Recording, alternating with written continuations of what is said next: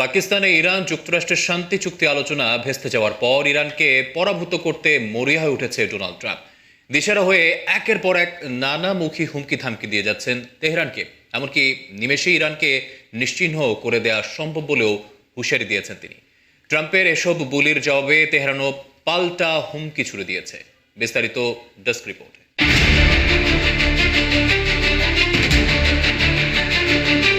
পাকিস্তানে অনুষ্ঠিত ইরান যুক্তরাষ্ট্র আলোচনা ব্যর্থ হওয়ার পর ইরানে পুনরায় বিমান হামলা শুরু করতে যাচ্ছেন Donald Trump. The Wall Street জার্নালের প্রতিবেদনে বলা হয়েছে 12 এপ্রিল হরমুজ প্রণালী অবরোধের ঘোষণা দিয়েছেন তিনি। সেই সাথে ইরানের ওপর আবারও বিমান হামলা চালানোর বিষয়টিও বিবেচনা করছেন। এতে মধ্যপ্রাচ্য সংঘাত আরও বিধ্বংসী রূপ নেওয়ার সম্ভাবনা রয়েছে। ইরানি সংসদের স্পিকার মোহাম্মদ বাঘের গালিবাফ স্পষ্ট জানিয়েছেন, যুক্তরাষ্ট্রের হুমকির কাছে তেহরান নতি স্বীকার করবে না। গালিবাফ আরও বলেন, ডোনাল্ড ট্রাম্পের নতুন হুমকি ইরানি জাতির ওপর কোনো প্রভাব ফেলবে না। তার ভাষায়, যুক্তরাষ্ট্র যদি লড়াই করে তাহলে ইরানও লড়াই করবে, আর যদি যুক্তি নিয়ে এগিয়ে আসে তেহরানও যুক্তি দিয়েই মোকাবেলা করবে। তারা চাইলে আবার ইরানের সক্ষমতা ও দৃঢ়তা পরীক্ষা করে দেখতে পারে, যাতে তেহরানও তাদের আরও বড় শিক্ষা দিতে পারে।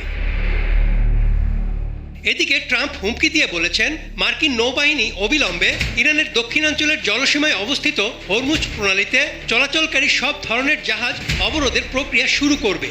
তিনি আরও বলেন, মার্কিন সামরিক বাহিনী এখনও সম্পূর্ণ প্রস্তুত অবস্থায় রয়েছে এবং উপযুক্ত সময়ে ইরানকে চূড়ান্তভাবে মোকাবেলা করবে। দেশের মানুষকে প্রতিদিন সুরক্ষিত রাখার প্রত্যয় নিয়ে এলো সেফ রাউন্ড সুইচ। জবাবে ইরানের নৌবাহিনী প্রধান শাহরাম ইরানি ট্রাম্পের হুমকিকে হাস্যকর ও অযৌক্তিক বলে উড়িয়ে দিয়ে পাল্টা হুঁশিয়ারি দিয়ে বলেছেন, দেশটির জলপথের দিকে এগিয়ে আসা যে কোনো সামরিক জাহাজের বিরুদ্ধে কঠোর ব্যবস্থা নেওয়া হবে। ইরান বলছে, যুদ্ধ শেষ করার সমঝোতায় পৌঁছাতে হলে যুক্তরাষ্ট্রকে আরও নমনীয় ও কার্যকর পদক্ষেপ নিতে হবে। পাকিস্তানে ইরানি প্রতিনিধি দলের নেতৃত্ব দেওয়া মোহাম্মদ বাঘের গালিবাফের বরাত দিয়ে বার্তা সংস্থা আল জাজিরা বলছে, ইসলামাবাদে অনুষ্ঠিত দীর্ঘ বৈঠকে যুক্তরাষ্ট্রের প্রতিনিধি দল শেষ পর্যন্ত ইরানি প্রতিনিধি দলের আস্থা অর্জনে ব্যর্থ হয়েছে, ফলে শান্তি চুক্তি আলোচনা ভেস্তে গেছে।